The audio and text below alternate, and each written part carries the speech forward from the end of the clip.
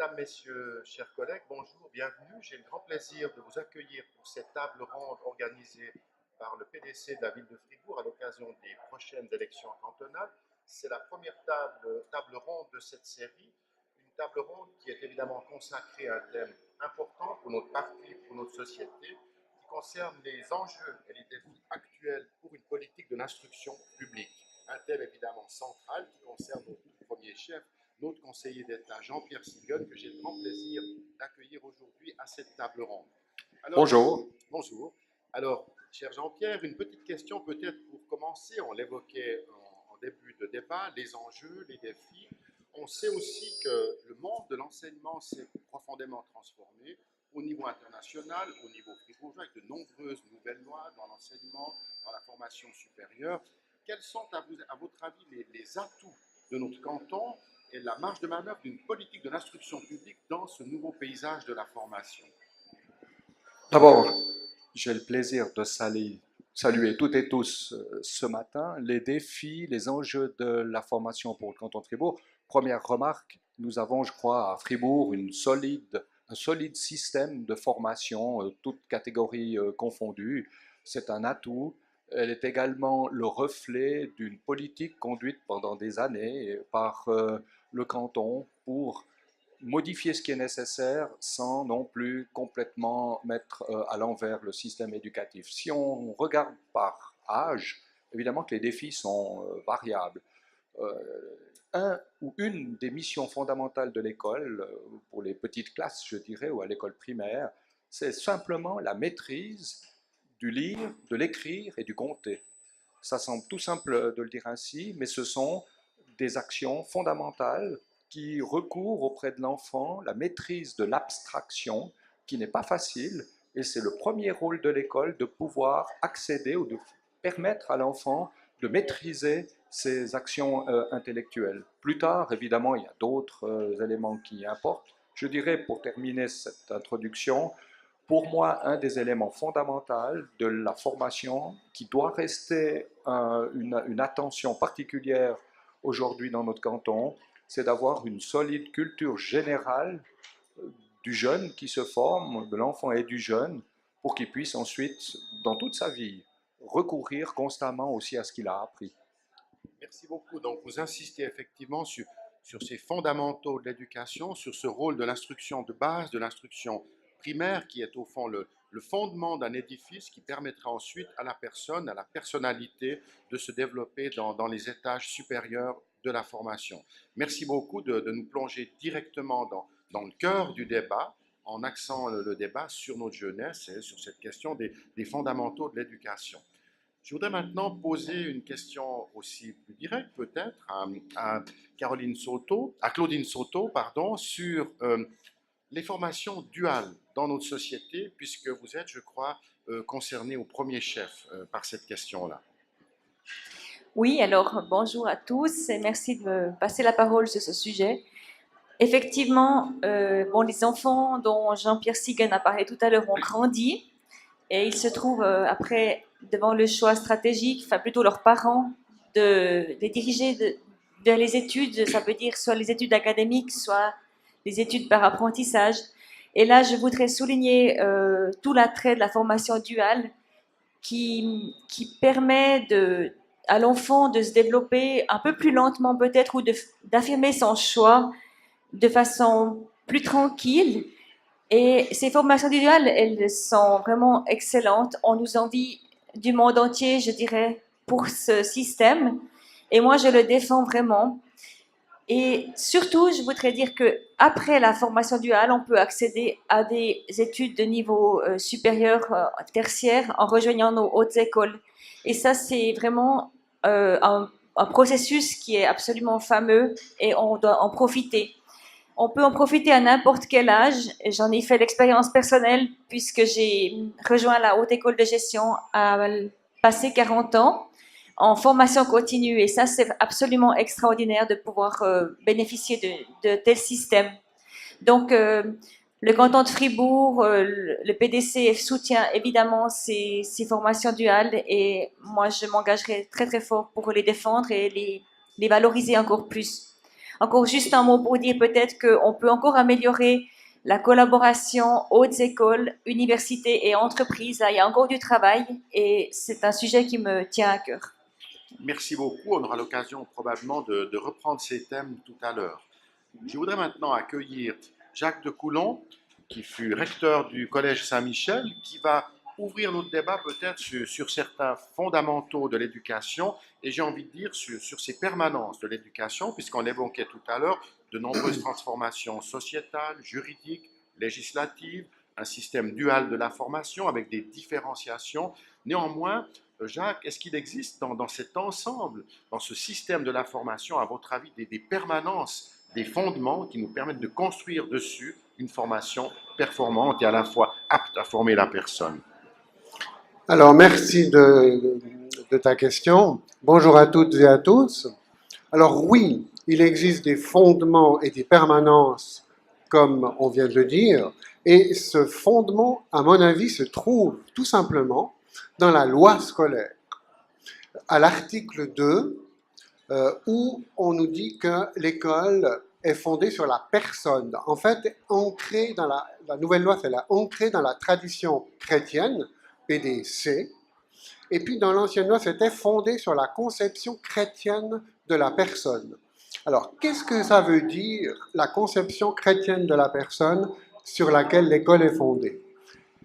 Elle vient d'un philosophe qui s'appelle Emmanuel Mounier, qui a inspiré les rédacteurs de la loi, et il le résume en une seule phrase. Je le cite de mémoire. La personne est un absolu à l'égard de toute réalité matérielle et administrative. J'en avais fait ma devise lorsque j'étais proviseur au Collège Saint-Michel.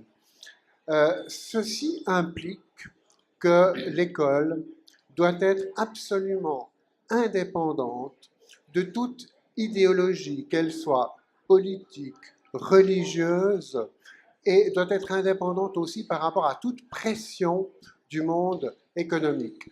L'école est un lieu de formation où l'on apprend aux élèves à s'élever, comme le dit d'ailleurs le mot élève. C'est pas de l'élevage, hein, c'est de l'élévation, on est bien d'accord? Et d'autre part, s'élever, ça veut dire quoi? C'est prendre une distance vis-à-vis des pulsions, c'est apprendre tout simplement, comme le disait Jean-Pierre Siegen, le sens de la réflexion, de l'abstraction. Donc l'école, dès l'école primaire, doit apprendre à l'enfant une autonomie.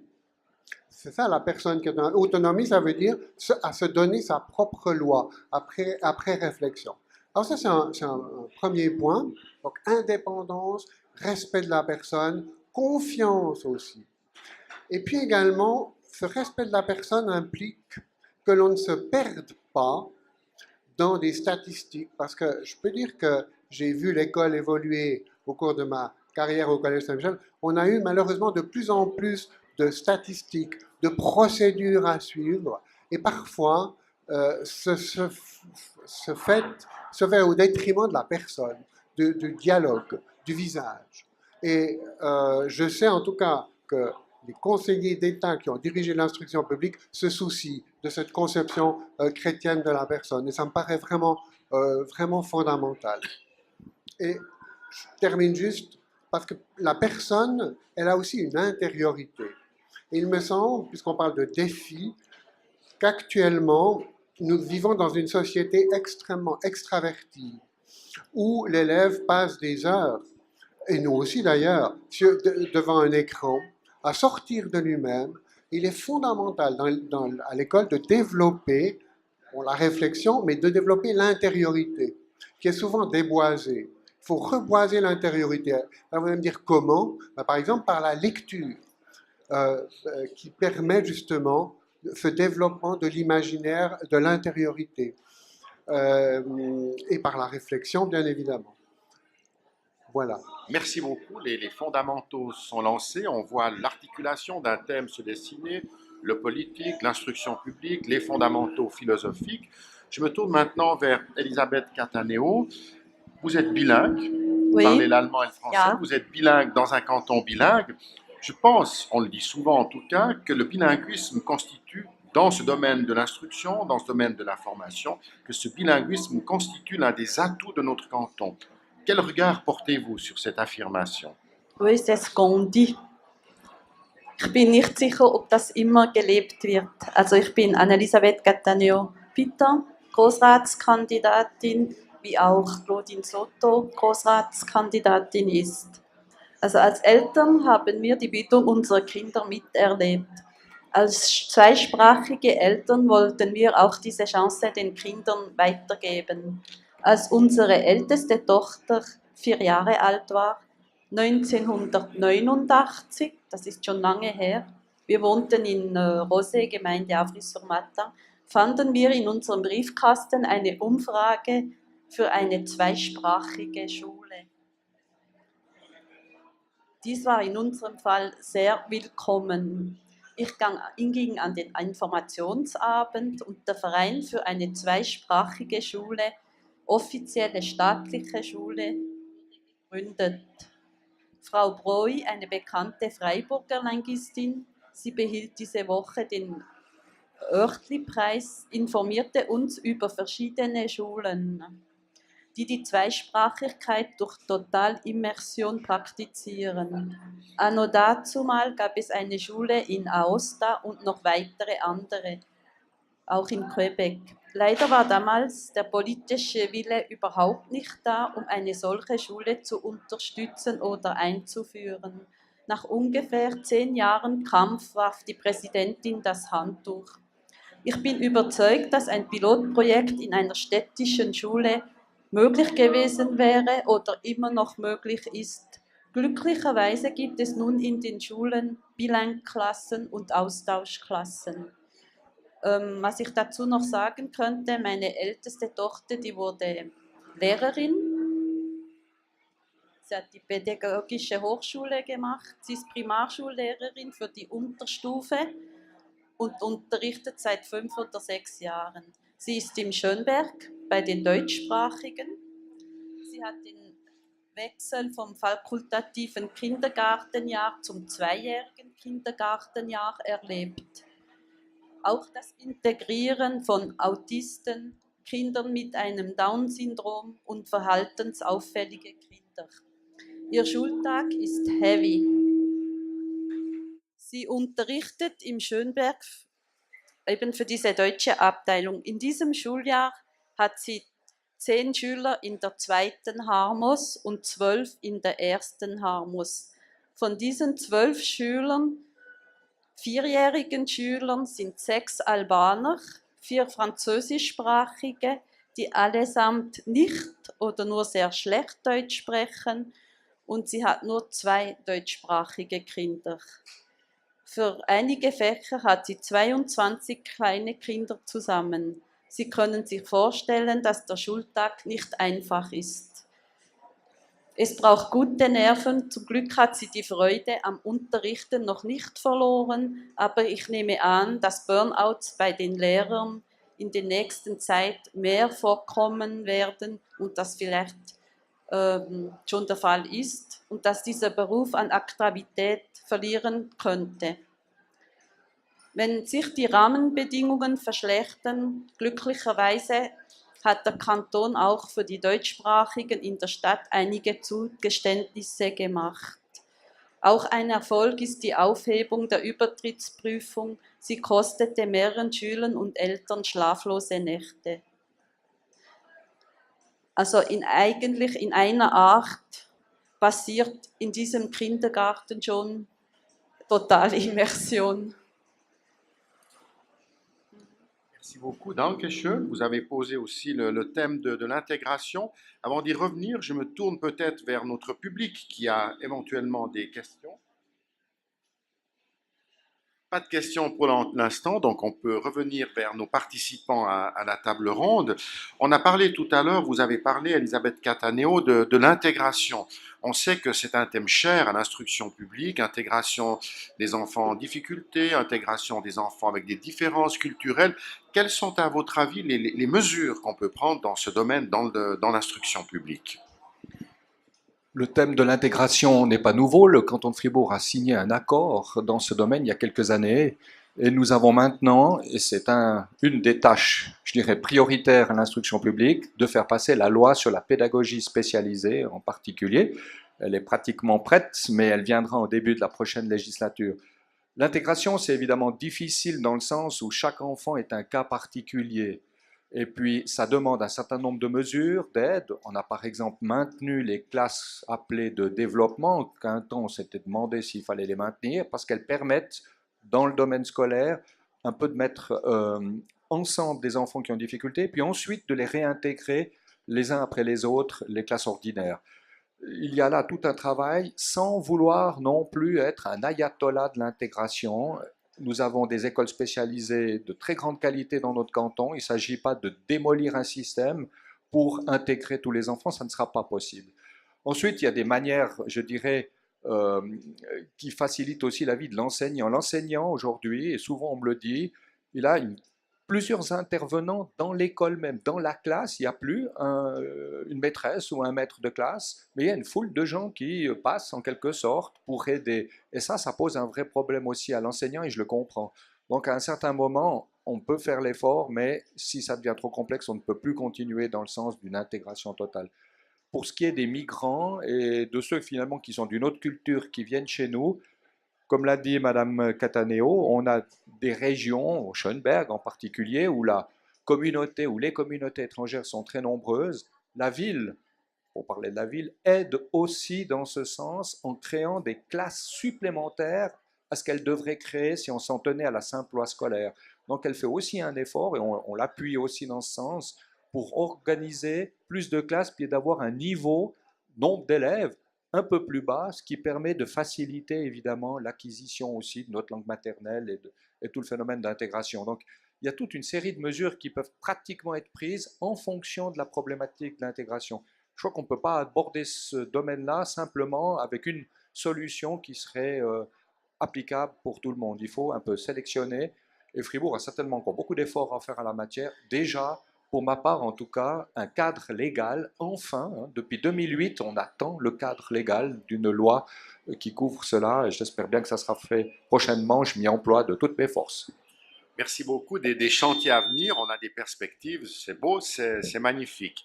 Claudine Soto, vous êtes donc candidate au Grand Conseil, vous vous engagez politiquement, vous êtes une personne de conviction. On évoquait aussi assez souvent dans les campagnes politiques la possibilité pour une épouse, pour une maman, de poursuivre sa formation. C'est vrai que c'est l'un des défis de notre parti aussi en termes d'égalité. Vous pouvez, on le sait, porter un regard avisé, pratique sur cette thématique. Alors, comment est-ce qu'à votre avis, on pourrait contribuer à cette possibilité d'une formation ouverte à tous? Oui, alors évidemment, c'est un sujet qui me tient à cœur, c'est celui de la formation. Certes, la formation, elle est ouverte à toutes, les femmes et les hommes peuvent atteindre ce niveau de formation de façon égale, mais c'est plutôt juste la suite qui me tient à cœur, c'est que trop souvent, c'est les mamans qui doivent faire le choix de restreindre leur taux d'activité lorsqu'elles deviennent mamans, justement. Et là, tout l'acquis qu'elles ont eu en formation, il diminue très très vite parce qu'elles ont souvent une interruption de plusieurs années de vie professionnelle. C'est ensuite très difficile à rattraper pour les mamans dans leur cursus professionnel. Ça se retrouve actuellement même dans les débats qu'on a sur l'AVS où on voit les mamans qui ont eu des trous dans leur activité. C'est justement ce problème-là qui est... Alors, on dévie un peu de la formation, c'est clair, mais c'est quand même un sujet... cette formation, elle a été acquise, les gens en ont bénéficié, et moi, je trouverais bien qu'ils puissent le redonner après à la société. Et toutes ces mamans se trouvent en fait presque hors du circuit ou ont beaucoup de peine à y retourner. Ça me préoccupe et j'aimerais bien pouvoir participer à une amélioration pour ces statuts. Évidemment, c'est deux choses connues. On n'a pas inventé la poudre. C'est créer des structures d'accueil pour que les enfants puissent être accueillis en dehors des heures scolaires. Et puis, c'est vraiment influencer les employeurs pour que les taux variables d'activité soient possibles aussi bien pour les papas que pour les mamans, de façon à ce que les deux parents assument la période difficile de la petite enfance. Après, ça se régularise. Les enfants continuent leur formation et les mamans, elles n'ont pas perdu leur accès à la vie professionnelle.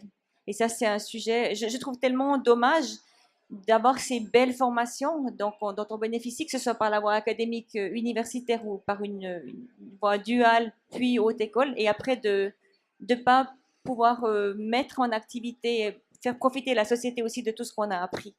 Voilà, je m'engagerai en tout cas dans ce sens. Merci beaucoup. Voilà un engagement clair. Donc, on vient de l'entendre, des fondamentaux, l'attention à la personne, des contraintes politiques, sociétales, économiques. Jacques de Coulon, qu'auriez-vous envie de dire aux politiques? Qu'attendez-vous du politique dans ce domaine de la formation? Qu'est-ce que j'attends du politique? J'attends d'abord, mais il le réalise très bien, je trouve, le dialogue. Le dialogue avec les directions d'école, avec les enseignants, avec une culture du dialogue. Ça me paraît extrêmement important d'avoir au niveau politique une écoute, des discussions, des débats comme on a aujourd'hui, que les différentes parties soient écoutées. Ensuite, j'attends du politique qu'il dégage, parce que pour moi l'éducation est prioritaire, je crois qu'on est tous d'accord autour de cette table, c'est vraiment une tâche prioritaire, plus importante à mon avis que la construction de routes, parce que là, encore une fois, on cultive, si j'ose dire, l'humanité future. Donc j'attends qu'il y ait le moins possible de mesures d'économie dans le domaine de l'éducation, par respect pour l'enfant.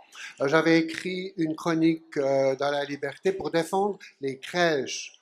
Vous parliez tout à l'heure de l'accueil, c'est fondamental. Je n'économiserai pas, ni au niveau cantonal, ni au niveau communal, sur l'accueil des plus petits. C'est fondamental pour aider les familles.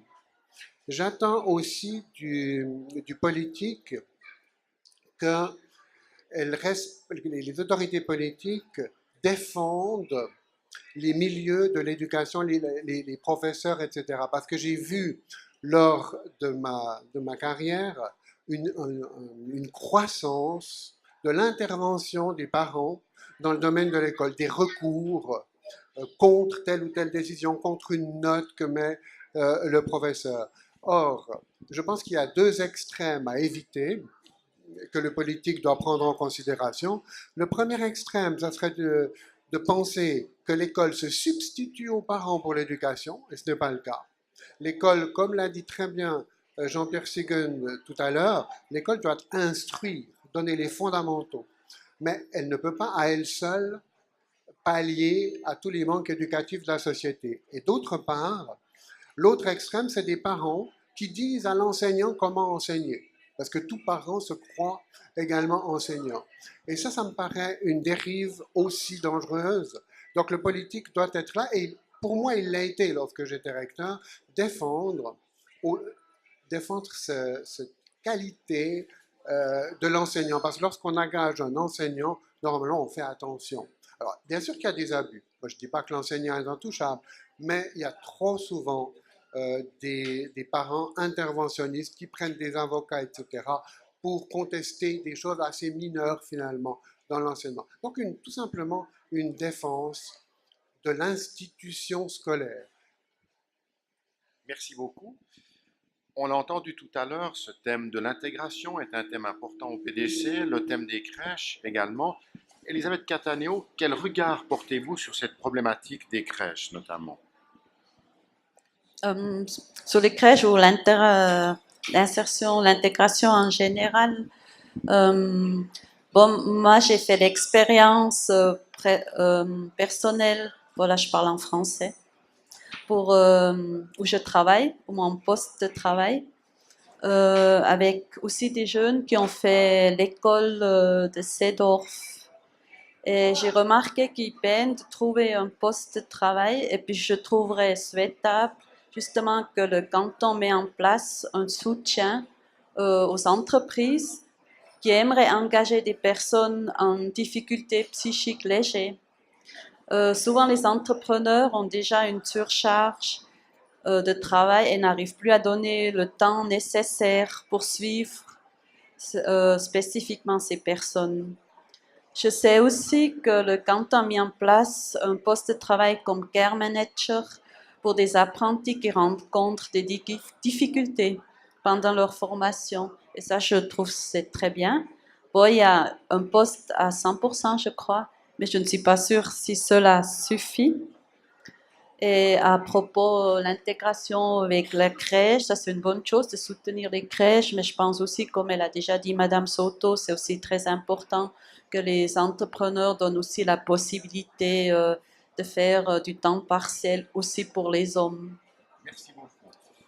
On a évoqué tout à l'heure aussi en passant le thème de la formation tertiaire, le thème des hautes écoles. C'est évidemment un débat important dans notre canton qui peut se targuer d'avoir des hautes écoles de haut niveau, des hautes écoles qui forment des étudiants aptes à agir ensuite dans la société.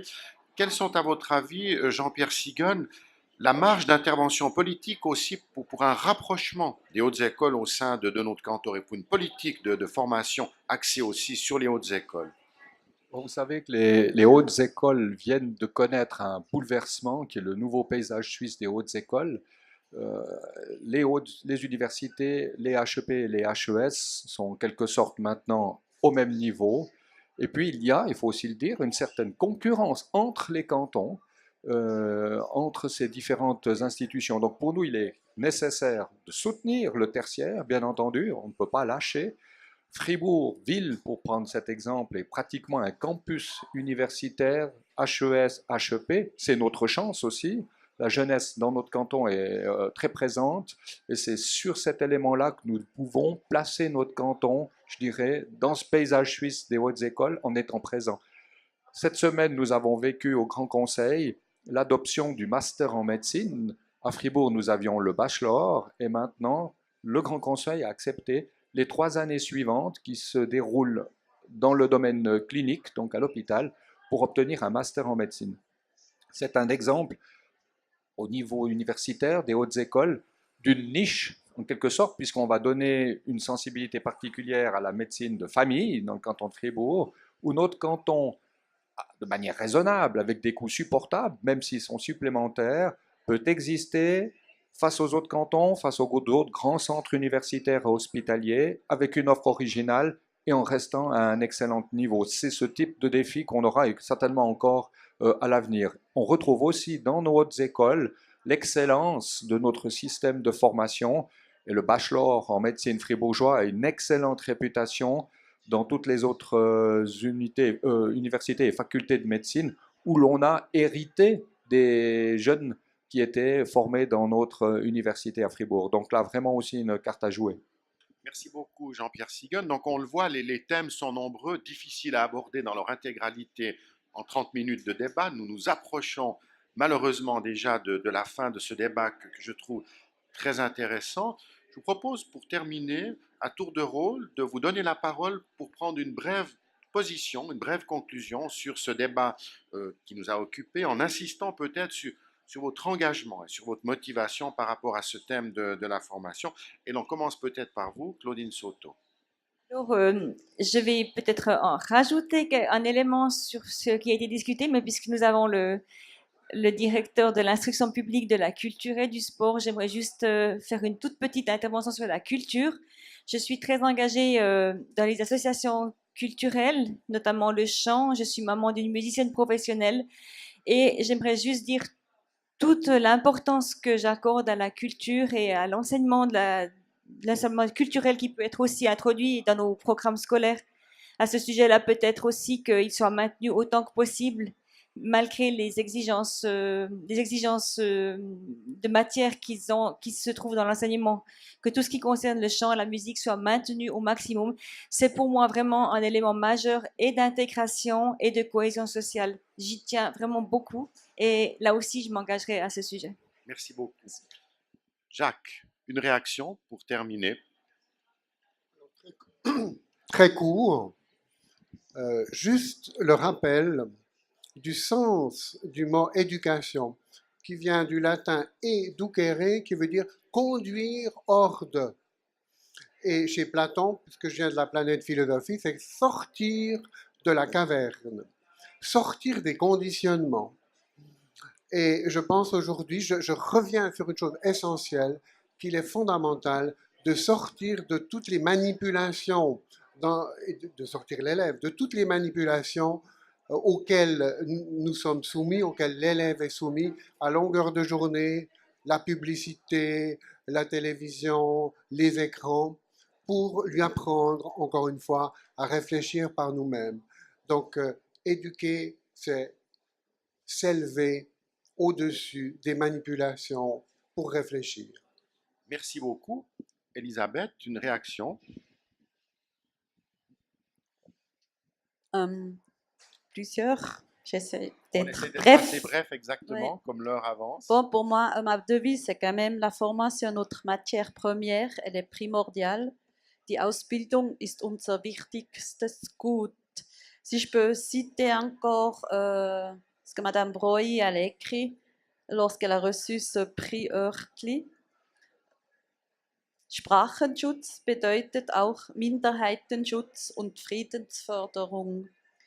Die Menschen, die diese Sprachen sprechen, werden nämlich oft diskriminiert. Sprachen hängen eng mit der Identität zusammen und Minderheitensprachen bedeuten auch einen Reichtum für die Mehrheit. Sie wünscht sich, dass die Stadt sich endlich zur Zweisprachigkeit bekennt. Pour l'instant, je n'ai pas encore vu un article sur elle dans La Liberté. Merci beaucoup. Jean-Pierre Sigon, comme conseiller d'État, comme directeur d'instruction publique, le mot de la fin vous revient. Merci bien. Très récemment, dans une manifestation de campagne, on m'a demandé à brûle-pourpoint quel est votre slogan. Non pas dans votre campagne, mais si vous êtes réélu pour l'avenir. J'ai été un peu surpris et je me suis souvenu de ce slogan, de ce mot du film Les choristes, action, réaction, pour signifier l'école, ce qui me fait très pleurer. Mais au même moment, j'ai pensé, bien moi, si je devais utiliser deux mots, ça serait passion, formation. Le politique, ce n'est pas un haut fonctionnaire, ce n'est pas un administratif. Il doit être passionné par son rôle, son travail, et je le suis. En parenthèse, aller à l'instruction publique, qui est une direction fantastique. Et puis évidemment, la formation, elle est fondamentale. Merci beaucoup d'appeler cette thématique de la passion dans l'engagement politique. C'est quelque chose qui nous réjouit et que l'on peut mesurer au quotidien chez vous, dans votre action en faveur de notre canton et en particulier de la formation dans notre canton.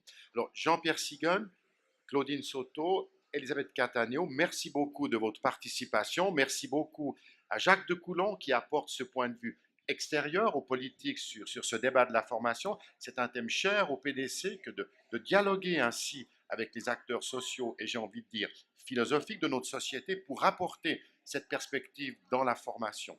Donc, bon vent à toutes et à tous, bon vent en particulier à nos candidats aux élections. Nous sommes derrière vous pour vous soutenir. Merci beaucoup.